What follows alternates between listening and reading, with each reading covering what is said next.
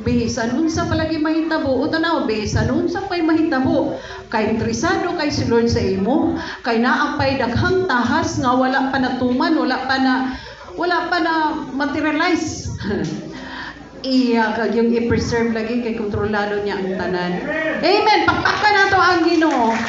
So that is how the Lord works, and that is how the Lord continuously inviting us for reconciliation, for restoration, and for sanctification. Kaya igsoon, wala na siguro usa sa ato na way sala.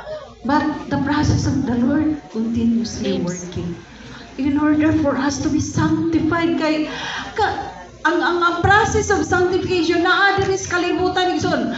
Kay ngano dinhi ta nga prepare kapag abot na dito sa langit, higpit ng tanan. Wala na proseso dito nga gahimuon niya diri ang training ground niya diri ang process.